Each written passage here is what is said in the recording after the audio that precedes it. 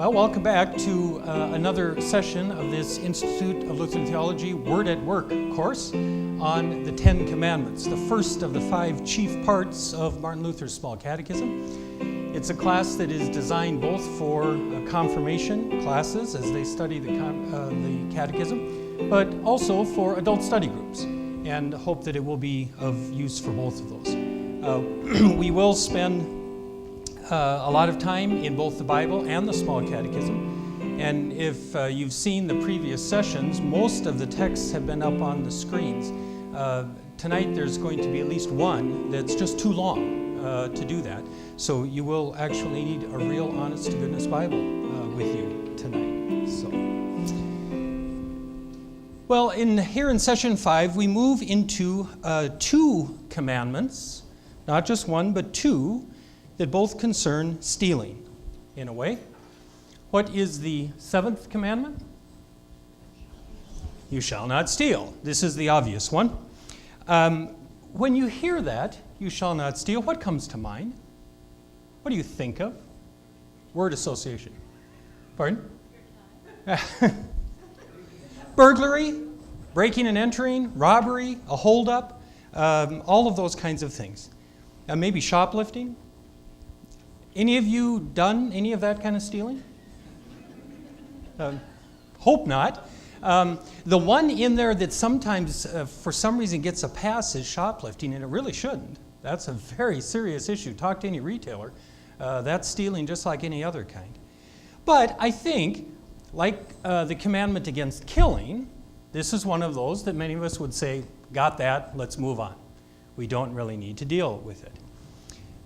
But also, like the commandment against killing, and frankly all the others, the commandment defines stealing much more broadly than we normally think of, than what comes to mind when we hear the word.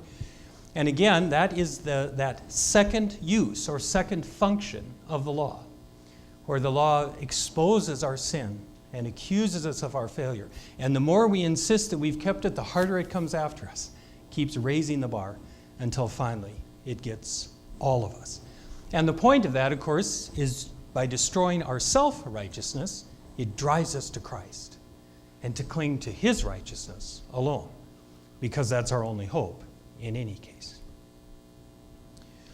Well, there's a great illustration, I think, of this broader concept of stealing that the commandment has in mind in the prophet Amos. Amos is one of the minor prophets, those 12 little books at the end of the Old Testament, mostly names that you don't know how to pronounce, but there's some wonderful stuff in there. And in Amos chapter 8, well, I should give you some background. Amos was from the southern kingdom of Judah, but God sent him up into the northern kingdom of Israel, to the worship site at Bethel. Now, at this time that Amos was prophesying, the northern kingdom of Israel was at its peak. It was wealthy, it was strong, it was successful. I mean, everything looked good until you dug a little bit below the surface. And then there was a lot of rot, a lot of trouble, things that really ticked God off. And so Amos was the lucky one who got sent up to the northern kingdom to break the bad news that God was not happy. And so in chapter 8, starting at verse 4, he says, "Hear this, you that trample on the needy and bring to ruin the poor of the land, saying, when will the new moon be over so that we may sell grain, and the Sabbath so that we may offer wheat for sale?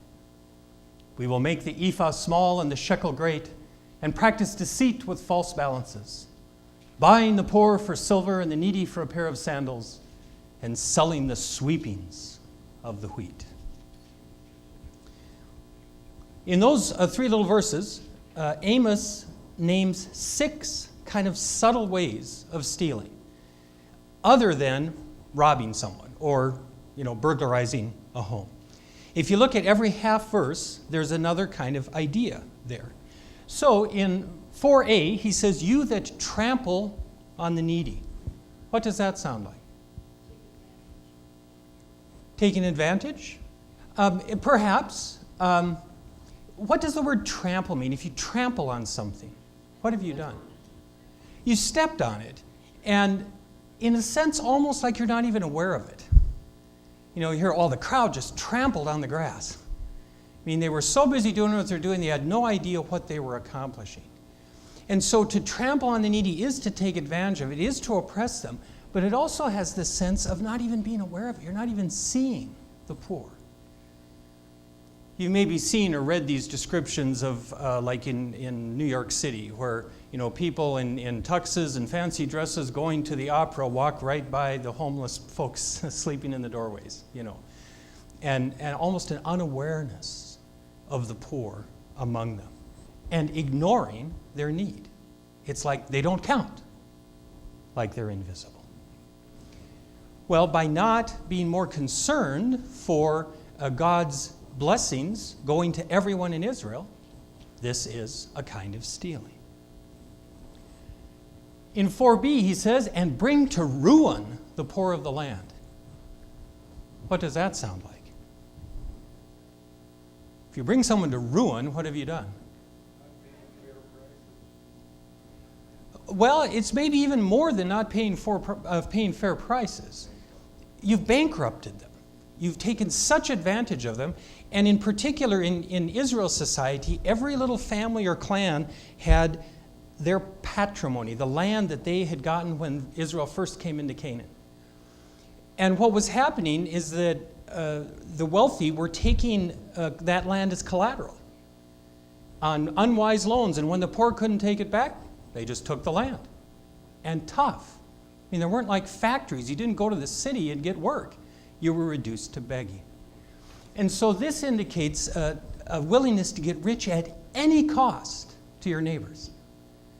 Who cares if they're driven off the only little piece of land they have to live in a subsistence way? You violated the contract. So there's no care for the neighbor here. And we've heard how important that is within the commandments, to care for the neighbor. First part of verse 5, these people of Israel are saying, when will the new moon be over so we may sell grain, and the Sabbath so that we may offer wheat for sale? What do you hear in that?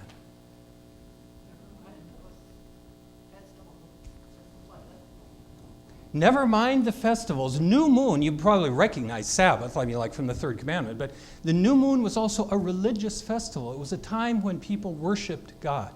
And so these people are in worship. I mean, you couldn't not do it in the ancient world. But the whole time they're sitting there, come on, let's get done with this. We got money to make. We got business to do. So they're valuing business and the chance to make money way more than worship. And even when they're in worship, they're just sort of going through the motions until they can get back to what really matters. Second part of verse 5. We will make the ephah small and the shekel great and practice deceit with false balances. What's happening there? Like a double set of books or rigged scales. The ephah was a dry measure. So if you make it small, someone comes in to buy an ephah of grain and they're only getting, 80% of one. Or the way that, all the containers in the grocery store are shrinking now, It used to be a half gallon, now it's only 49 ounces, The shekel was their money, but it wasn't like a quarter with an amount printed on it. You weighed it. And so to make the shekel great means I'm going to pay you 10, but there are actually only about 8 in there. I'm making it seem bigger than it is. And false balances, weighing out on a scale, it's just like, the stereotype of the butcher used to hang his thumb on the scale. I don't know if butchers are really that bad or why they're the ones that got all the blame, but you often heard that stereotype. So they're cheating using rigged measures of whatever kind to gain advantage for themselves and to take advantage of their customers. Then the first part of 6a, buying the poor for silver and the needy for a pair of sandals. What's happening there? You're in debt to that person, so you're their slave. They're slaves. It's economic slavery. Yes, exactly right. That when people can't pay their bills, then they're brought into either an indentured servanthood or true slavery because of their financial condition. So yes, they're making slaves and of fellow Israelites. These are also children of Abraham, fellow citizens of the nation, and yet they are being enslaved economically. And I also wonder, I haven't been able to really pin this down for sure, but I do know that in a Middle Eastern culture to this day, one of the most vulgar, disrespectful parts of the body is the bottom of the foot. You wouldn't ever sit down and cross your legs so that someone could see the bottom of your foot. It'd be sort of like flipping the bird at somebody. In our culture, you just don't do that. If you've maybe seen some of the tape from incidents in the Middle East, you'll sometimes see people running after someone with a shoe in their hand. Or a couple years ago, someone chucked a shoe at President Bush when he was over there. Well, that's the deepest insult that you can throw at someone. And so it just makes me wonder if they're buying the poor and the needy for a pair of sandals, if they aren't even doing it sort of on the cheap. It's not that they're paying silver and gold. It's for this disrespected part of your clothing and body. So again, a tremendous lack of care and concern for the well-being of their neighbors. And then finally, selling the sweepings of the wheat. What does that sound like? The chaff, or what's on the floor, and you're sweeping it all up, and who knows what else is in there. So they're selling an adulterated product in order to grasp for every penny. Not one kernel is going to be lost if I can sell it to somebody, no matter what kind of shape it's in. And again, there's something that also lies behind this, and that is that in the law of Moses, there are specific requirements that things that are dropped, or even when farmers were harvesting their fields, they couldn't go all the way to the edges. All of that was to be left for the poor to glean. You allowed that so that they would have some way of feeding and taking care of themselves. Well, here, not only are they not leaving behind what the poor can glean, but they're sweeping it all up and selling it in order to make another penny. So again, none of these have to do with burglary or B&E, but they're all ways of stealing. Now, of those 6 that we just went through, how many of those are still happening today? All of them. How little has changed in 2,500 years. Even the slavery. There's a tremendous amount of economic and also sexual slavery going on in our world even today.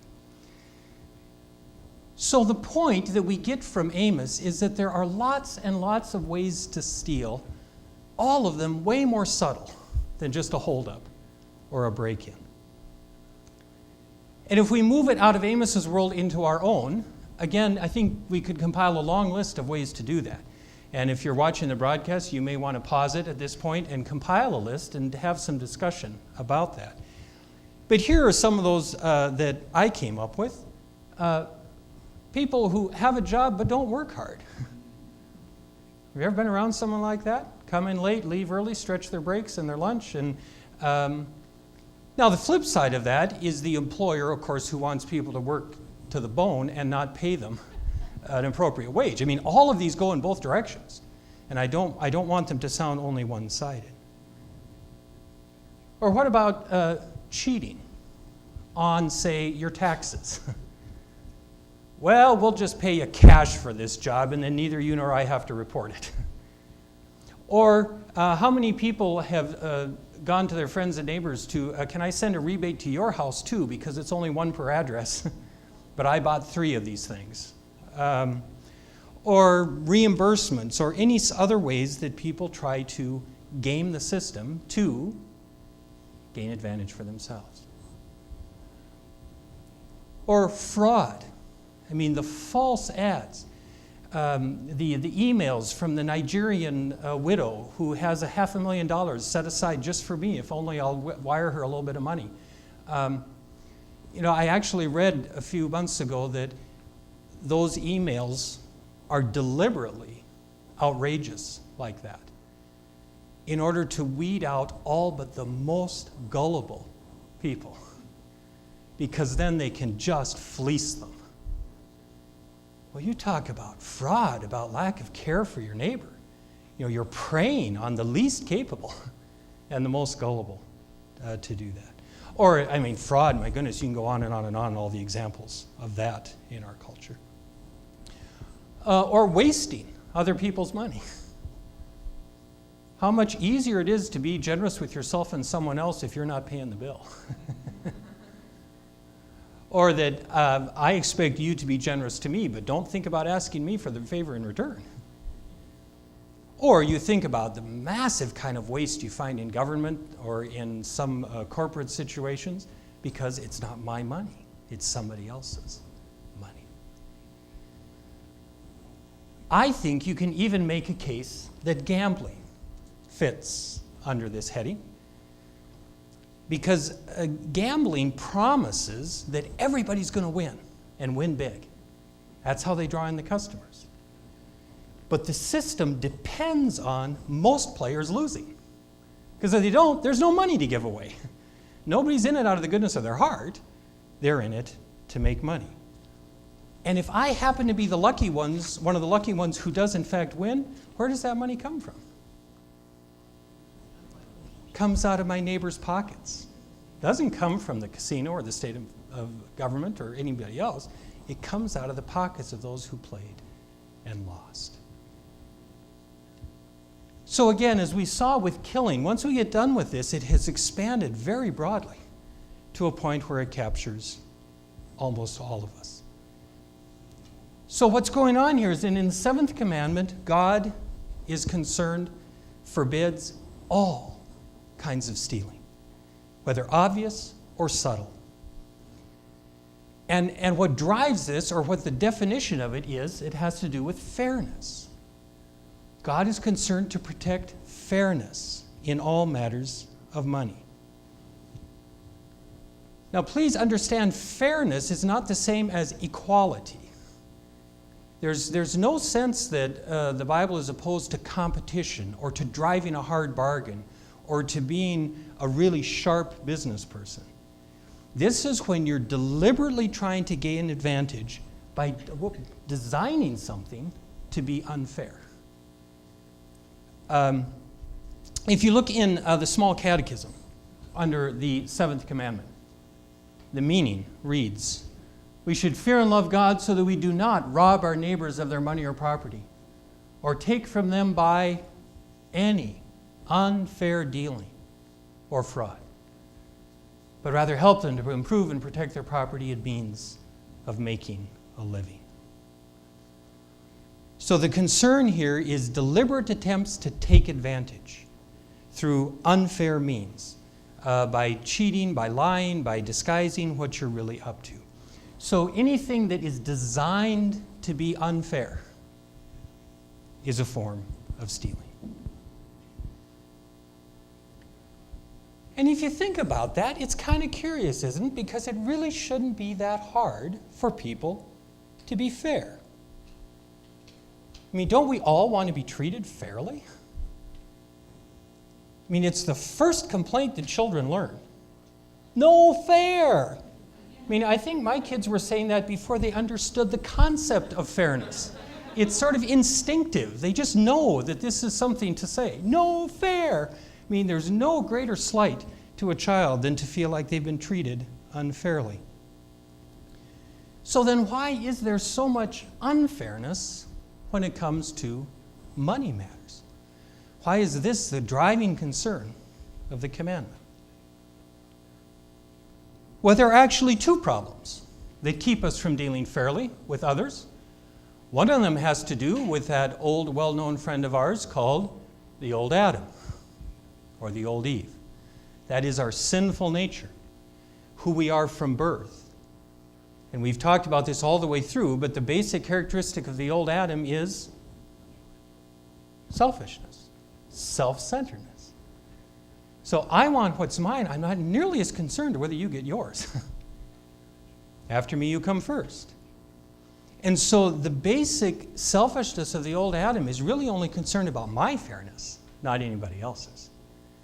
And when our sinful nature is at work, it leads to unfairness, or at least not being worried about unfairness.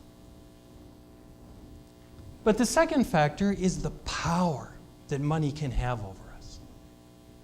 I mean, we all know that there is a whole lot that money can do for you. In terms of creature comforts and access to things, it is a very, very powerful tool and gift of God.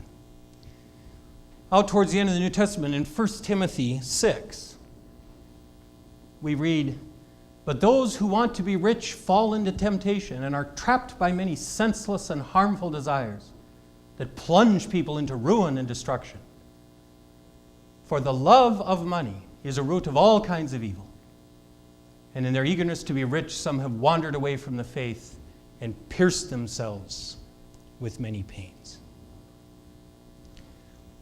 Now, this is one of those passages that has worked its way into popular culture, even among people who have no idea that they're quoting the Bible.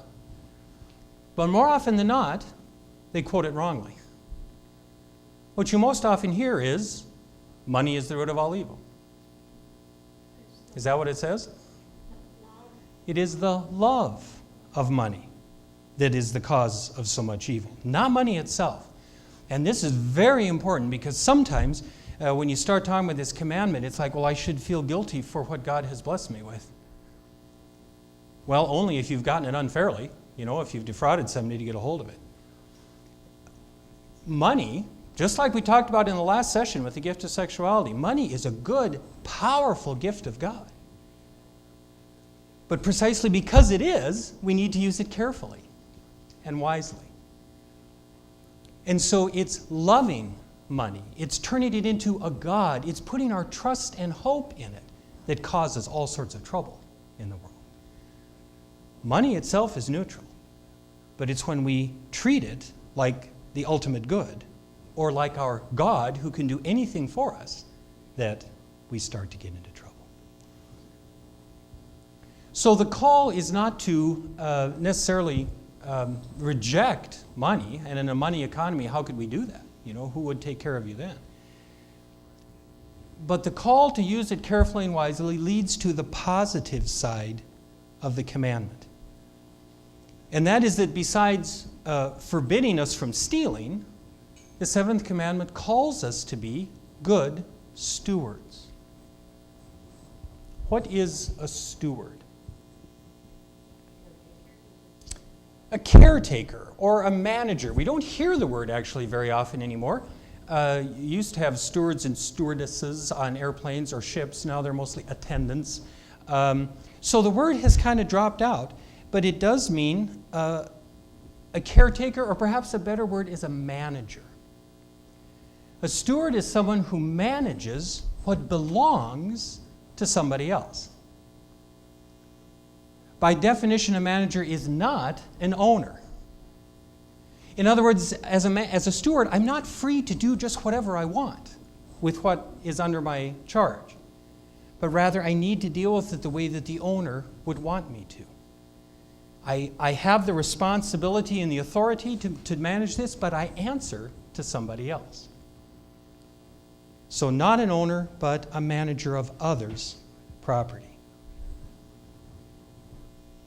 Well, the Bible makes it clear that all of us are stewards of God's goods, not actually owners of our own goods. Now, under the law, we say we own things. You maybe have the title to your house or to a car. In this world, yes, we can talk this way, but theologically, we don't own anything. And the surest proof of that is that we're born stark naked, and when we die, we leave it all behind. I had a friend who never tired of saying, when someone dies, people always wonder, how much did he leave? How much did she leave? So the answer is always the same, all of it. All of it. It doesn't matter how much.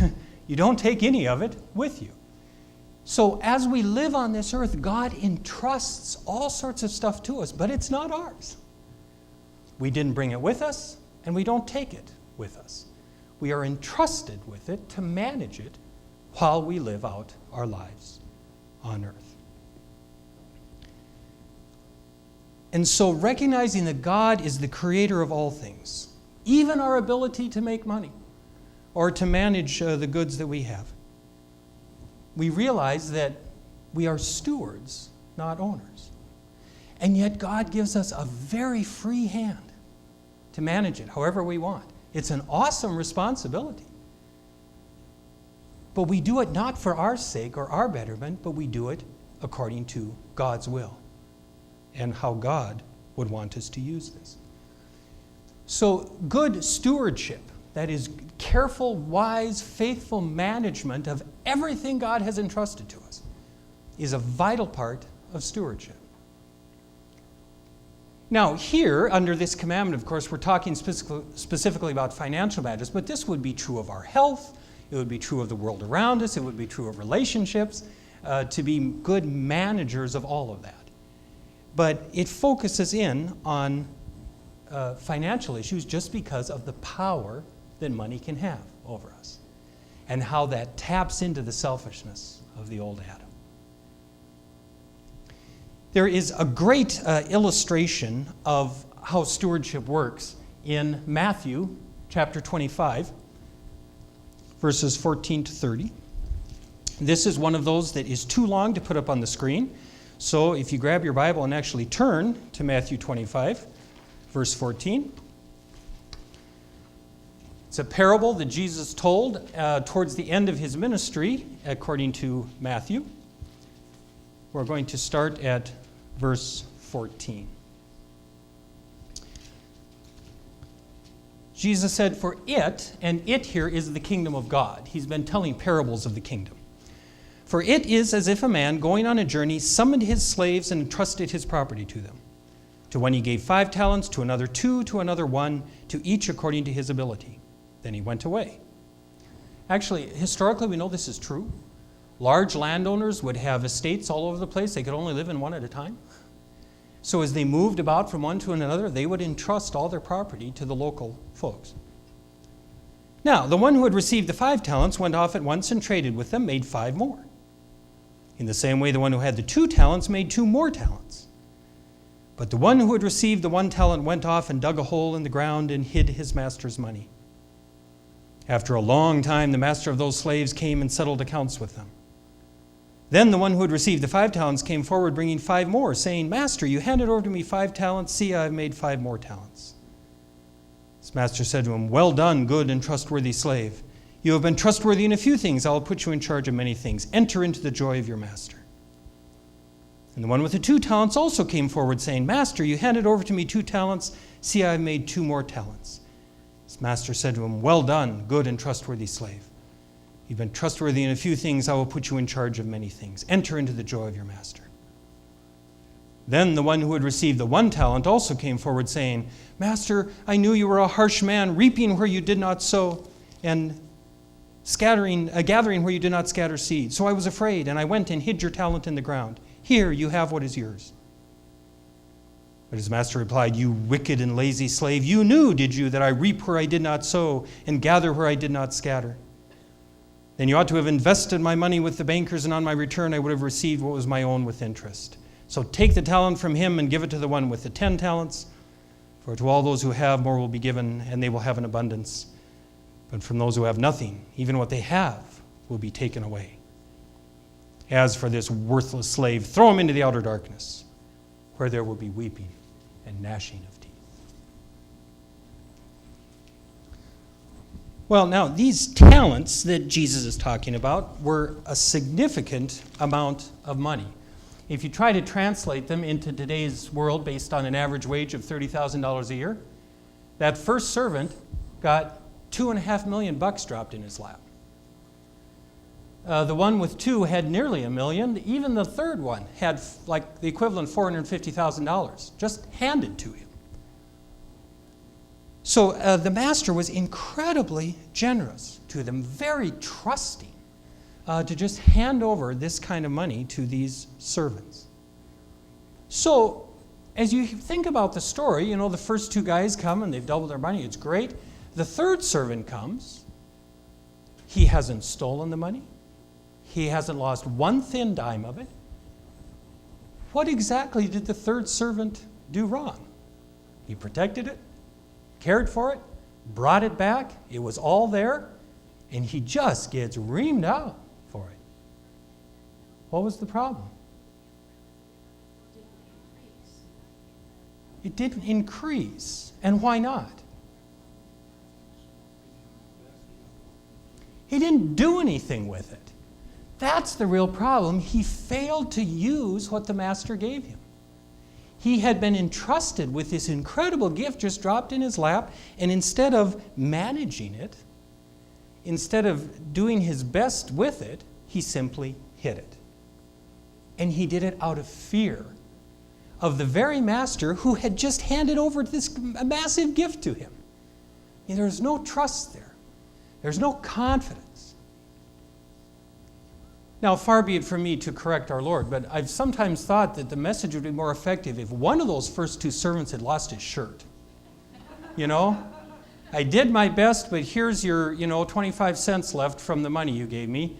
And the master would have said, hey, you made a great effort. Invest more wisely next time.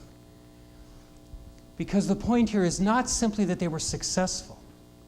It was that they trusted the master enough to be bold, to put this money to work, and to make the most of it.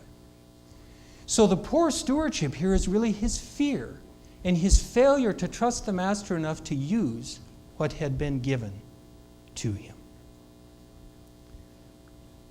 Well, God is just as generous to us, perhaps more so, than this master was to his servants. And we too are called to use God's gifts. Not to hoard them, not to put our trust in them, not to fear somehow that God isn't going to continue to provide for us, but to put them to use. For example, daily needs. I mean, there is nothing selfish or poor stewardship about providing for our housing and clothing and transportation and all the needs of daily life. Now, I would emphasize needs and being careful how we define that. It doesn't necessarily include every toy and luxury that we ever wanted to have. But to provide for ourselves is one of the reasons that God blesses us with these resources. We also use it for our neighbors in need. This is exactly where Amos had such a problem with what was going on in Israel. There's no concern for using what God has entrusted to us for the good of others as well. So whether it's through our vocation or whether it's through charity, to make sure that we're showing care and concern for other people. We're called to use it for the common good. This is where we do get together as communities or as a nation to do everything from providing the police to paving roads to public services to things that all of us can use together and all of us need together in common. And of course, we're called to use it for the gospel, to spread God's kingdom, to provide the resources for mission, for the church, for related organizations, for evangelism and witness and Christian care of those in need. So God has entrusted us generously with gifts beyond our counting. But our call then is to be good managers of that, to be good stewards of what He has given us. And that's, of course, the basis for Christian giving. You all know that everybody's least favorite topic in the church is giving and money. It's like, we don't want to talk about that. All I ever do is talk about money. Well, we don't, actually. Hardly ever do. But Christian giving is more than simply paying the church's bills. It's part of our discipleship. It's part of our stewardship. And the reason among the reasons it's so important is that there's actually nothing more likely to compete with our trust in God than money. Someone once said, somewhat cynically, it's a whole lot easier to say I trust in God when I've got a few thousand in the bank. I mean, it's so easy to say, well, of course I trust because I know I've actually taken care of myself here. And because of the power of money and what it can do for us, then giving it away is kind of counterintuitive. And again, the great teachers here are the children. You know, the first time they're in church and mom or dad gives them a quarter to put in the offering plate, what do they do with it? That's mine. I'm not putting it in there. You gave it to me. I mean, it's not intuitive to give money away, it's to keep it and to see what it can do for you. So giving it away is actually a very powerful act that keeps money in its place. Especially when we give off the top, first fruits giving. It's the first thing we do is give our money away, whether it's to the church or other worthy causes. It's that reminder that this is a gift from God. It is a tool to be used, but it is not my God. It cannot provide all things for me. It's something that God has provided to me to be used. And of course, a fair, really significant way of doing this kind of giving is to do it on a percentage basis, not on flat dollar amounts. And the reason is that, of course, we are not all blessed equally in this world. And so if I have $100 and Roger has 10 and we both give $1, are those equal gifts? Well, the gifts are equal, but the sacrifice isn't. To give as a percentage of what God has first given us is, well, simple to figure. It's a significant gift, and it's a way of giving fairly in light of how God has first blessed us. And so we talk about tithing because that's in the Old Testament. That's 10%. But the key thing is that there isn't the 10. It's the percentage. For some, 3 to 4 is absolutely sacrificial. For some, they could hit 25 and not miss it. You know? It's the percentage that is significant here. And for confirmants who happen to be watching this, the time to form the habit of giving is now. It's so easy to think, well, later, you know, when I have a real job, then I can have some money to give away. Well, guess what? When you have a real job, you also have real bills. You actually have to pay your own freight in the world, which you don't now because mom and dad take care of that. So now when you have the freedom to know what to do with whatever money you get, allowance, gifts, whatever you earn, to make the habit of giving a portion of all of that away first, now's the time to form that habit so that it doesn't ever go away. All right, well, I said that both commandments tonight have to do with stealing, and that's because of all the things that you can possibly steal from someone. Perhaps the worst of all is their reputation. And that's what the 8th commandment concerns. What is the 8th commandment? You shall not bear false witness against your neighbor. Now, again, if we're not going to do this, we better know what it is. So, what is bearing false witness? Lying. It's lying about things, but there are two ways to do that. One is, of course, to tell an outright lie. So, for example, you heard about that, break-in at Cashwise last week. Chuck did it. I saw him. Threw a rock right through the window. He's guilty. Well, of course, that's a lie. I mean, there's nothing of truth in that. That's one way to bear false witness. But the other way, and perhaps more of a temptation, is not to tell the truth you know. So if I'm making this accusation against Chuck, and Roger knows perfectly well that they were together that night, and Chuck couldn't possibly have done it, but he doesn't really want to get involved, it's just, so I'll just button up and not say anything about it. That's equally bearing false witness as the outright lie. So again, you can do this by what we do and by what we leave undone. So whether it's the deliberate lie or sometimes a half-truth or not telling what we know to be true, they both bear false witness against our neighbor. We're not telling the truth about them. And so, of course, the 8th commandment forbids both kinds of false witness. The meaning reads, we should fear and love God so that we do not betray, slander, lie, or gossip about our neighbors, but defend them, speak well of them, and put the most charitable construction on all that they do. So we are not only not to lie, but we are to speak well and to defend. And in both cases, what God is most concerned about here is protecting people's good names, protecting their reputations. Have you ever had someone tell a lie about you or betray a confidence or spread something that wasn't really accurate? How does that feel when it happens? It's just about the worst feeling in the world. It's just rotten.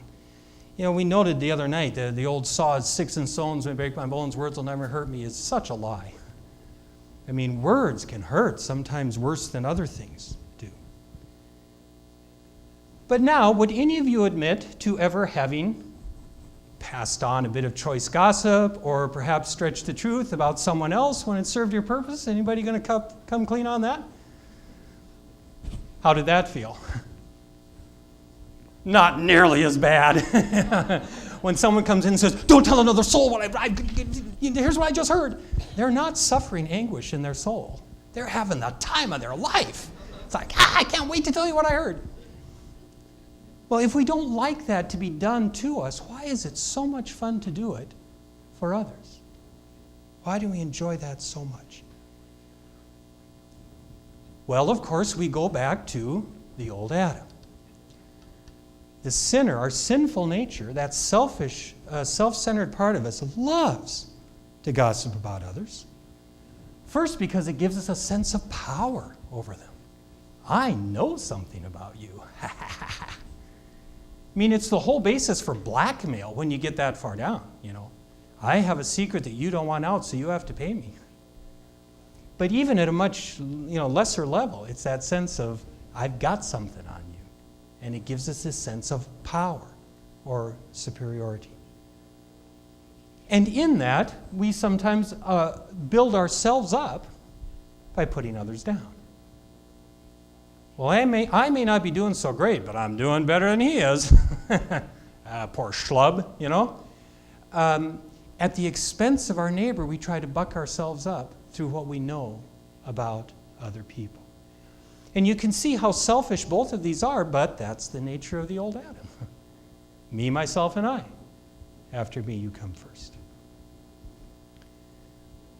But here's the problem, of course. Doesn't take much to ruin someone's reputation. And sometimes when these stories get out, they just stick. And it's almost impossible to get rid of them. I mean, you think about the media environment in our country today, where people are guilty until proven innocent. Court system be hanged. They're convicted on the day the headlines come out, and then, if in fact they turn out to be proven innocent, good luck trying to turn all that around.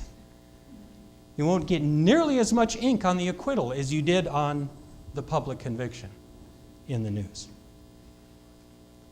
I mean, even when we tell gossip about other people that's true, it can still be really damaging. If it's a story that they really don't want to get out or that they're not ready to deal with.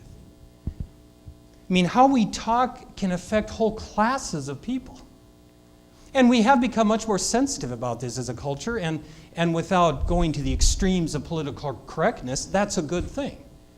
I mean, it's good that most of us don't tell racist jokes anymore or use highly sexist language. That's an improvement. I mean, blonde jokes are hilarious until you happen to be blonde and everyone assumes you're a ditz without giving you a chance to prove otherwise. I mean, it can color whole groups and classes of people. We've referred to it many times because it's a key part of this. But you remember back in Luke 10, in the introduction to the parable of the Good Samaritan, how did Jesus sum up the law of God? Or the lawyer did, and Jesus said he was right.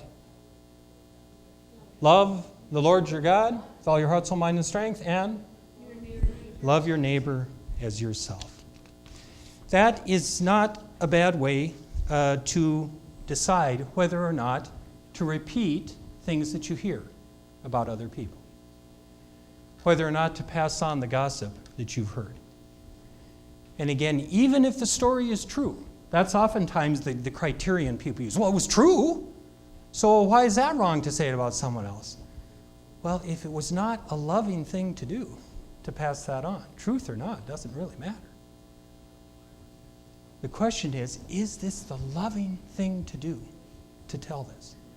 And sometimes the answer is yes. If there's, for example, a concern that someone is suffering and enduring abuse silently and unwilling to do something about it, man, you need to talk to somebody. You need to pass that on. But in other cases, there's something that someone's trying to deal with, they're trying to get past it, they just don't need the world to know. So the criterion, obviously you don't want to deliberately pass on falsehoods, but just because something is true doesn't mean that that should be passed on to others. The criterion is love. But beyond protecting those who are talked about by various people, the commandment also protects those who do the talking. You know, when we think about this, we're often worried about the subject of gossip or other kinds of false witness, but it can also do tremendous damage to the one who's speaking.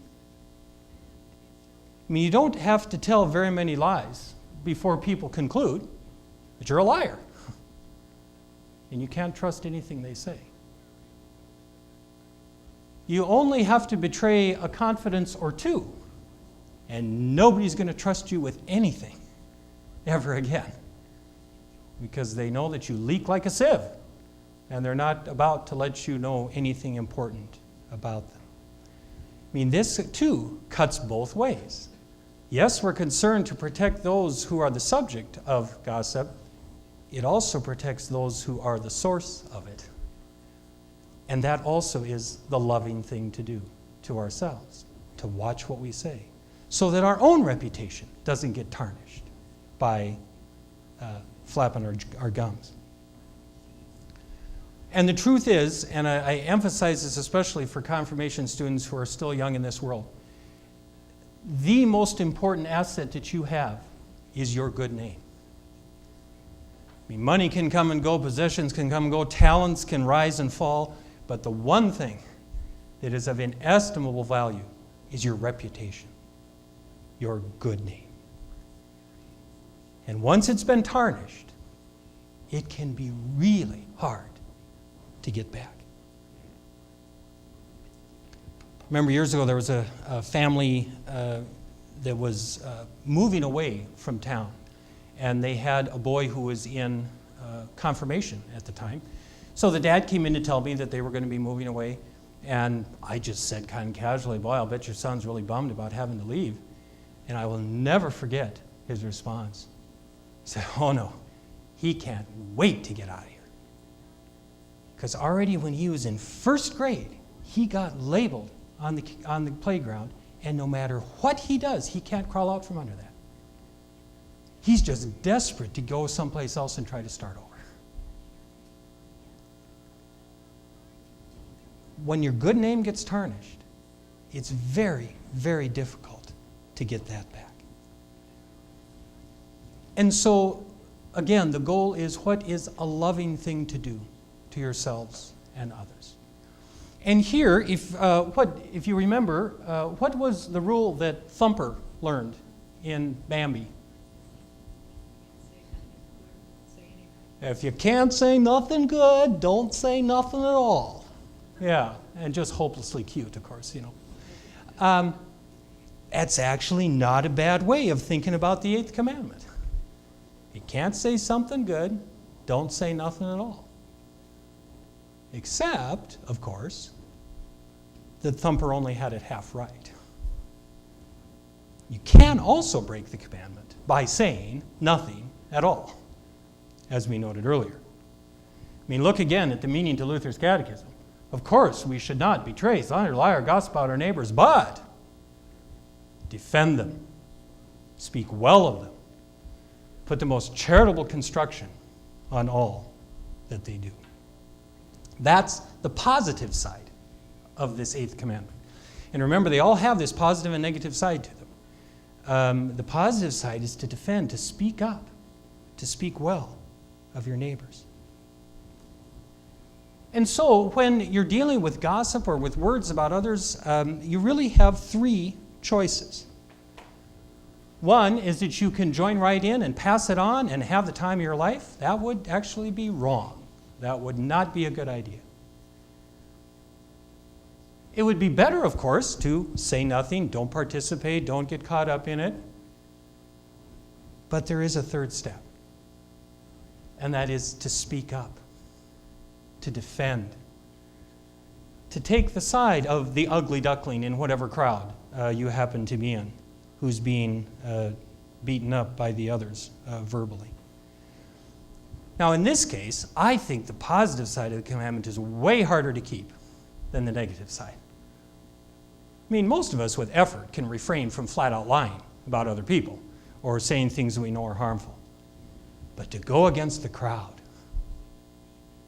to speak up and take the other side and you get this sort of mini mob mentality when some of that goes on, that is really difficult. And it's as hard for adults as it is for the confirmation kids to go against the grain at that point. You may be ridiculed yourself. You may be lumped in with the person they're all going after. You may be excluded because of that. It takes a great deal of courage and conviction to uphold this positive side of the commandment. But of course, this is where Jesus calls all of his followers to take up your cross and follow me. Sometimes to do what is right involves suffering. We don't ever seek it out, but sometimes that's the consequence of doing what's right.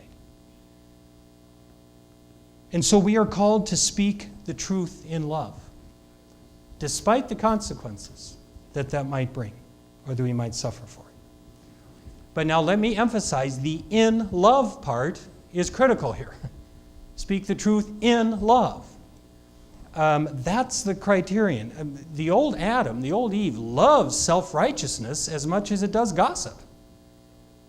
So the goal here isn't to step into the crowd and say, I am so much holier and purer than you are because I don't do what you do. You have accomplished nothing. It's to speak the truth in love. Not only for the one who's being gossiped about, but those that are doing the gossiping. It's to call us all to a more loving kind of action towards our neighbor. But when we take that risk, it brings its own reward. I mean, your support may be the only break that some people ever get. Like that young confirmation student I was talking about. If one person had come to his side and befriended him, what a difference that would have made. And it gives credibility gives you credibility so you can tell the truth that people need to hear. If you're speaking in love and in care and concern for all. And again, in every case, what God is concerned about here is protecting everyone's good name. There is just one situation or one place where, of course, we must tell the truth, no matter how it might hurt or be difficult for people. And that is in court or to the police. It's why there are laws against perjury. It's why people who swear to tell the truth and then don't are so destructive to the society. The courts are there to get to the truth of a situation. And again, they need to get to the truth both for the victim and for the guilty. I mean, the perpetrators need to be held accountable for what they've done. And so it's not unloving to tell the truth, if you know it, about what someone has done. It's, in fact, the best thing you can do for them. But finally, no matter how carefully we speak, no matter how loving we try to be, conflicts will still arise. This side of heaven, it's never going to stop. But there are ways to try to resolve that kind of conflict without hurting others or damaging their good names. And in Matthew 18, Jesus gives us the 3-step plan. If your brother sins against you, go and point out the fault when the two of you are alone. If he listens to you, you have regained that one. But if he does not listen, take 1 or 2 others along with you, so that every word may be confirmed by the evidence of 2 or 3 witnesses. If he refuses to listen to them, tell it to the church. And if he refuses to listen even to the church, let such a one be to you as a Gentile and a tax collector. That is a kind of an outcast. So Jesus recommends 3 steps for dealing with conflict here. Incidentally, these verses are written into virtually every church constitution in America and almost never used. Perhaps the most neglected part of any church constitution anywhere. The first step is keep it private. Go to the person you have a problem with. That should be so elementary. And yet how often do we tell our friends, neighbors, family, and great Aunt Luella in Cedar Mills before we'll go to the person we actually have the issue with? Because that's harder. Because you might have to give a little bit. Because you're not just going to get lots of sympathetic support from everybody. Jesus says, go to the person you have a problem with. Remember one of the first years I was in the parish, I got a phone call one day from a pastor in a neighboring town who said, I just need to let you know that my secretary came in today and was just sort of raving about that terrible young pastor up there, and I don't know what's going on, but you should know that. Well, it turned out that her niece was in one of my confirmation classes and had gone home and told her parents that I had publicly humiliated her and ridiculed her and criticized her in front of the whole class, and they were just all furious. Well, it never happened. I mean, I guarantee you, it never happened. And I called up the parents, said I had lunch with the dad, and I explained it, and he said, oh, okay, sorry. I mean, if they had just picked up the phone and said, what are you doing to our daughter? I could have said, nothing. Let's figure this out. But instead, it got all the way to the neighboring town, and who knows how much farther before it got to the one who was the problem, theoretically, or supposedly. Well, if that doesn't work, you try again, but you take a couple others with you. So you've got somebody to back up and testify what actually happened. What that person said, what I said, what was talked about, what was accepted, what was rejected. And if that doesn't work, then you go to the proper authorities. In Matthew 18, it's the church, because that's what Jesus is talking about. But if it's in school, you go to the counselor or the principal. If it's at work, you go to the boss. If it's the city, you go down to City Hall and find the right person who's dealing with that particular issue. What I can pretty much guarantee you is that your great Aunt Luella in Cedar Mills is almost never the proper authority. I mean, the shortest distance between 2 points is a straight line. Go to the people who can actually deal with things, can actually handle them. And just think how much anger and frustration and misunderstanding and hurt feelings could be avoided if we would just take Jesus seriously here. Now, I don't underestimate how hard that is, because I fail as much as anybody. It's hard, but how much more constructive and how much more likely to protect people's good names and reputations if we would just follow the plan that Jesus laid out. The goal here, and God's goal under the 8th commandment, is actually to resolve conflict, to make it better, to reach a solution. Not just to vent or to complain, but to reach that resolution while protecting everybody's good name and reputation.